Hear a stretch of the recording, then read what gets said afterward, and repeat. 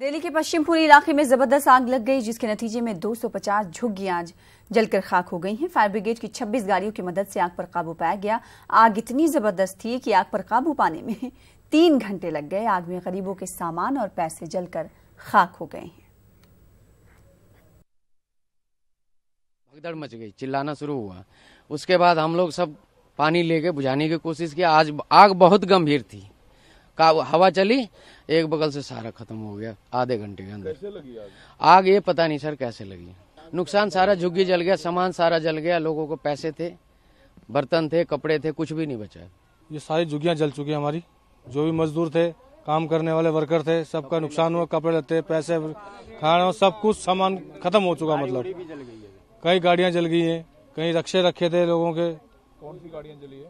ये बाइक है, मोटरसाइकिल है, ये सब जल चुकी है। रक्षे थे, रेडियां थी, ये सब जल चुके, सब राख हो चुके। अब बिल्कुल समझ लो कि नए तरीके से स्टार्ट करना पड़ेगा। ये नुकसान पैसा रहल 20,000 जर गई और कपड़ा लत्ता एक तिरी नाई, दुआरिया पर गाड़ी खड़ा रहल, रक्षा खड़ा रहल, कुछ नाई निकाल पौली। ऐसे कैसे लड़कन भर के हिंच ऊंच के निकलली, गिर गिर पड़ली गाड़ी एक नाते से।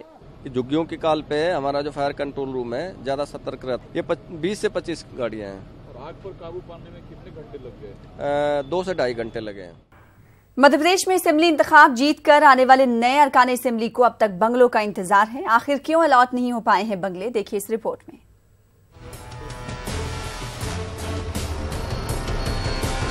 मध्य प्रदेश में नए अरकान असेंबली अब तक सरकारी रिहाइशगाह को तरस रहे हैं। साबिक अरकान असेंबली और वज़रा डेरा जमाए बैठे हैं।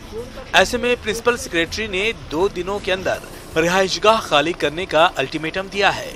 प्रिंसिपल सेक्रेटरी ने कहा है कि 2 दिन बाद भी सरकारी रिहाइशगाह खाली नहीं किए गए तो सख्त कार्रवाई की जाएगी। 18 फरवरी से असेंबली का बजट इजलास शुरू होने वाला है। ऐसे में अरकान असेंबली ने रिहाइशगाह की मांग तेज कर दी है। ये विशुद्ध रूप से प्रशासकीय प्रक्रिया है, जिसमें विधानसभा सचिवालय और पूर्व विधायक और विधायकों का बीच का विषय है।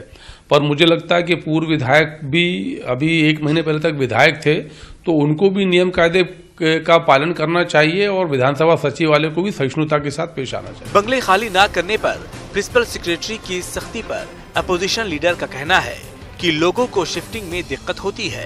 हालांकि रिहाइशगाह खाली करने को लेकर नियम बने हुए हैं। इस पे पेनाल्टी लगाई जा सकती है यदि विलम्ब हुआ है, तो इसके बारे में बनाए हुए GAD के और PWD के नियम है, तो उसके आधार पर उससे उतना किराया वसूल कर सकते हैं ज्यादा, जो सुविधा कम रेट की मिलती है और फुल रेट उसके लिए लगाया जा सकता है। ये कोई बहुत गंभीर विषय नहीं है। जन समर्थन के बल पर विधायक जीतकर विधानसभा की दहलीज तो पार कर चुके हैं, लेकिन विधायक विश्राम गृह में रहने का उनका सपना अब तक सपना ही रह गया है। आखिर लंबे इंतजार के बाद विधायकों को कब आवास मिलेगा, ये कहना थोड़ा मुश्किल है। कैमरामैन अजय तंवर के साथ रंजना दुबे, न्यूज़ 18 भोपाल।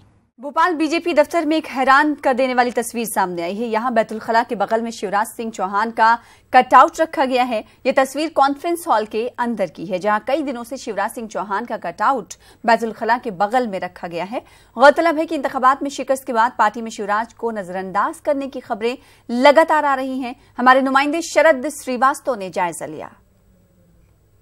विधानसभा चुनाव में हार के बाद शिवराज सिंह चौहान की बीजेपी में भूमिका को लेकर कई बार सवाल खड़े हो चुके हैं। सवाल ये कि अब वो किस भूमिका में होंगे, लेकिन इन सवालों के बीच में कुछ तस्वीरें बीजेपी प्रदेश कार्यालय की ऐसी हैं जो हैरान करने वाली हैं। मैं आपको इस वक्त एक तस्वीर दिखाना चाहता हूं, जिसमें ये साफ हो जाएगा कि किस तरीके से शिवराज सिंह चौहान की अनदेखी की जा रही है। हम बीजेपी के प्रदेश कार्यालय के कॉन्फ्रेंस हॉल में मौजूद हैं और इस कॉन्फ्रेंस हॉल का ये टॉयलेट है। इस टॉयलेट के ठीक बगल में ही शिवराज सिंह चौहान के जो कटआउट्स हैं वो यहाँ पर रखे हुए हैं। मैं अपने कैमरा सहयोगी से कहूँगा कि वो आपको दिखाएं कि किस तरीके से टॉयलेट के ठीक बगल में इन कटआउट्स को रखकर छोड़ दिया गया है। संभवतः ये कटआउट्स उस वक्त हटाए गए होंगे जब बीजेपी के नए प्रदेश अध्यक्ष राकेश सिंह ने कमान संभाली थी, और तब नंद कुमार सिंह चौहान और शिवराज के कटआउट्स यहाँ से हटाए गए थे। लेकिन बड़ी बात यह है कि क्या शिवराज सिंह चौहान के कटआउट्स रखने की जगह टॉयलेट के बगल में है। मैं आपको बता दूं कि इससे पहले बीजेपी में जो चुनाव अभियान को लेकर नई समिति बनी थी, उसमें भी शिवराज सिंह चौहान 13वें नंबर पर थे, जबकि उससे पहले वो पहली जगह पर रहते थे। बड़ी बात यही है, बड़ा सवाल यही है कि क्या शिवराज सिंह चौहान को लगातार बीजेपी में किनारे किया जा रहा है और उनके कटआउट्स की जगह भी अब टॉयलेट के बगल में दिखाई दे रही हैं। कैमरामैन दीपक के साथ शरद श्रीवास्तव, न्यूज़ 18 भोपाल।